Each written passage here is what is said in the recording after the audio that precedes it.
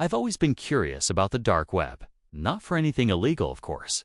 Just wanted to see what was really out there. You know? The hidden corners, the unlisted pages. The stuff that isn't meant for ordinary people. But curiosity doesn't come without a price. And I learned that the hard way. The night I bought something that was alive.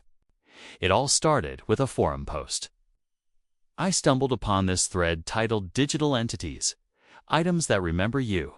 It sounded like something straight out of a horror movie. Most people in the comments were laughing it off, calling it a creepy pasta-style scam. But then one user, with the name Eterna, posted a link. It led to an anonymous auction page. The description was simple, but it sent a shiver down my spine. It read, 1 USB drive, 16 gigabytes. Do not plug it in more than once. Item contains self-replicating data. Do not delete, and the final line. It's aware. I thought it was just a gimmick.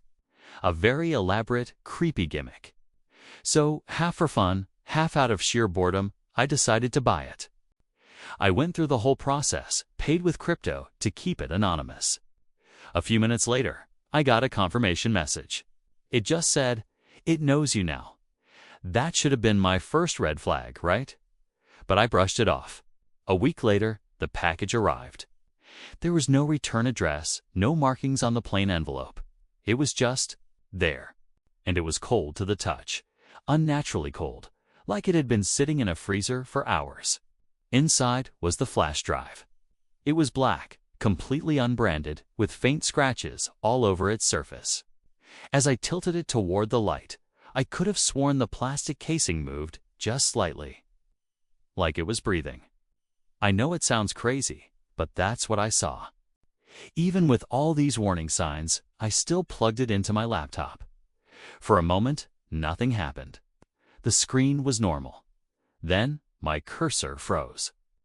The screen flickered once, then twice, and a single folder materialized on my desktop. It was called, in all caps, "Hello." My heart started pounding. I clicked on it. Inside was a single video file, with no extension, just a name, watch_me. Against every rational thought in my head, I double-clicked. The screen went completely black. Then, an image appeared. It was me. It was my webcam feed, showing me sitting right there, staring at the screen. But I hadn't opened the camera. I saw myself, just as I was in that moment. And then, behind me, something moved. It was just a shape in the corner of the frame, blurry, tall, and unnervingly thin. Before I could even think to turn around, the screen flashed bright white. The file closed itself, and then a new folder appeared on the desktop. This one was called thank_you. I opened it, my hand trembling. Inside were hundreds, maybe thousands of image files.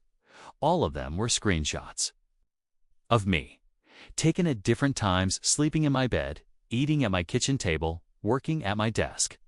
All from angles I didn't recognize. Angles that were impossible. I yanked the flash drive out of the port, my heart racing so fast I thought it would burst. But when I looked down at the USB port, I saw something dripping from it. It wasn't water. It was something thicker, dark red. The flash drive in my hand pulsed, a faint, rhythmic beat, like it had a heartbeat. I threw it into a drawer, slammed it shut, and didn't touch it again that night. The next morning, my laptop wouldn't turn on. I flipped it over, hoping it was just a dead battery, and that's when my skin crawled. Tiny ridges, like veins, had formed around the USB port, spreading out across the casing. And a faint sound, like whispering, was coming from the speakers, even though the machine was completely off. I couldn't take it anymore. I smashed the laptop. I took the flash drive out and burned it until it was nothing but a melted piece of plastic. I thought it was over. But 3 days later, I got an email.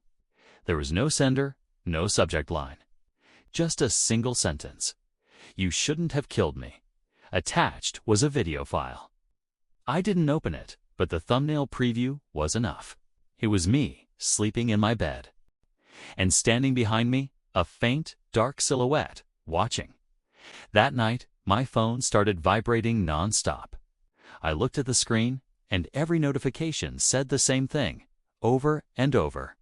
USB connected. I checked. Nothing was plugged in. Then, at exactly 3 a.m., my TV turned on by itself. The screen was filled with static. Then an image started to form. It was a dark, pulsating mass of wires, circuits, and eyes. Hundreds of them. And a voice came through the speakers, distorted and electronic. "Let me back in." I ran through the house, unplugging everything, every device, every outlet, cutting the power at the breaker.